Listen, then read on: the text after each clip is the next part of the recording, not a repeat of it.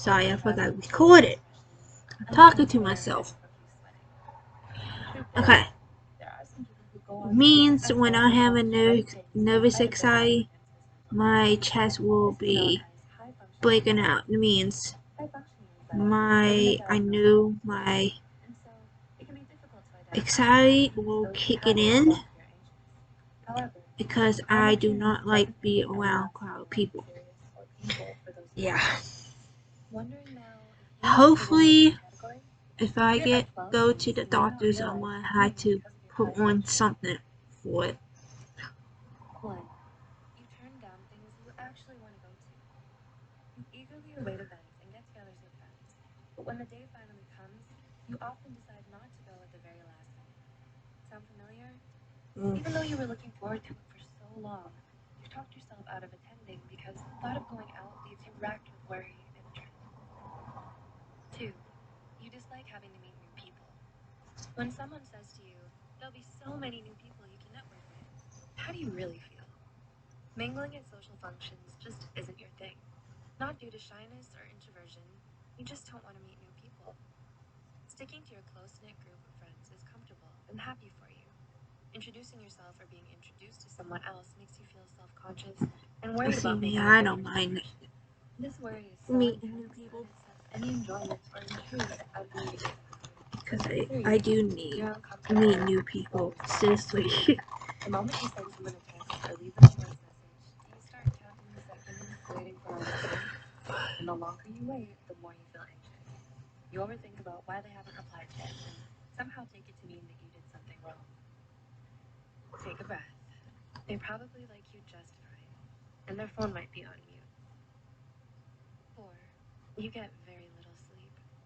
We hear 8 hours of sleep is required. And you remember the last time you got 8 hours of sleep? We mean all at once, not spread out over a few days. You may be able to look at anxiety as the reason. It may wake you up early and keep you from having a deep and relaxed sleep, and also keep you up at night with thoughts racing through your mind. Being shortchanged on both ends is why sleep deprivation is such a common complaint amongst those of us who suffer from high-functioning anxiety. 5. You fixate on the tiniest details. Is there any little thing you think about that's keeping you up at night and depriving you of sleep? Like how you said you too to the waiter when they told you to enjoy your meal? Or maybe why that person replied to your long text with hey. Yeah, that's me. Blah, blah, blah, blah. Means I don't care. And that other person was probably just busy. Still, I put it backwards. This fixation is a common feature for people with high-functioning anxiety. You tend to obsess over trivial things, especially social interactions. You analyze everything and spend hours and hours wondering, but and why? 6. You get hung up on old conversations. Speaking of social interactions, do you find yourself playing back old social scenarios in your head, thinking about different actions you could have taken or not taken? Things like, maybe I shouldn't have texted him, or maybe I should have given that when he replied. High-functioning anxiety makes you overthink every single social interaction you've ever had, big or small. And it's not unusual for people who struggle with it to get hung up on the past, regardless of how long ago it was. 7. You're unforgiving to yourself. Do you feel extra upset at yourself when you make a mistake, mulling over it and scolding yourself for months, even years? Well, high-functioning anxiety can often resemble perfectionism, with one of its most problematic characteristics being that it turns us against ourselves whenever we mess up. Your anxiety makes that mistake bigger in your point of view than it was in reality, so getting over it feels difficult. 8. You constantly compare yourself to others. It's normal to occasionally compare yourself to others. Wasn't high-functioning anxiety? Are you overly concerned with how you measure It's just the weather. Do you constantly worry that you're not fulfilling your full potential? No matter how much you accomplish, do you never feel like it's enough? If so, you might be struggling with high-functioning anxiety. 9. You're a constant people pleaser. Do you work hard to make others feel happy, even if it comes at the cost of your own well-being? Do you feel like you'll never be good enough until you attain everyone's approval? If you have high functioning anxiety, you may have convinced yourself that the only way others will ever accept you is if you go above and beyond what everyone expects of you all the time. 10. You need to keep yourself busy all the time.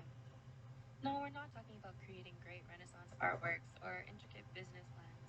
We just mean busy, not necessarily productive.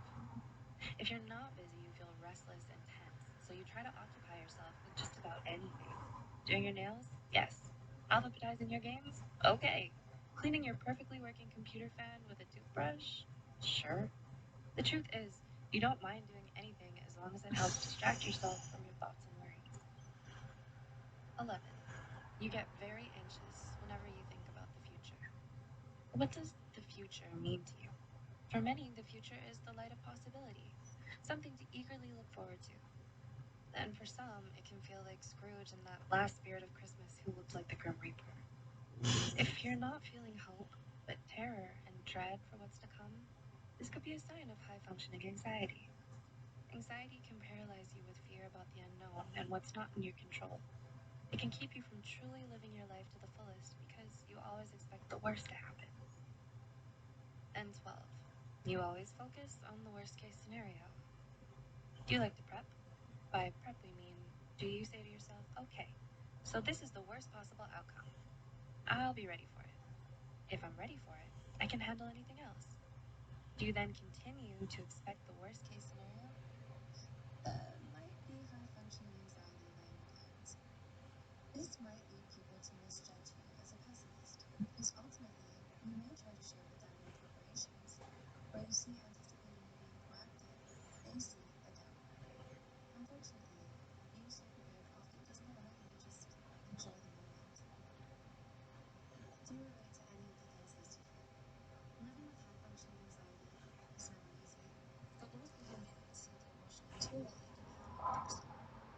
If you're starting to feel overwhelmed with your anxiety, there are many professional certified resources to reach out to. Please like, share, and subscribe to Science Go for more psychology content. We hope to see you in the next video. And as always, thanks so much for watching. Do you guys see this app right here? Alright guys, I will sorry. Yeah. I'm gonna try my best to do videos of Thursday through Saturday and Sunday. So I will see you guys then, so bye.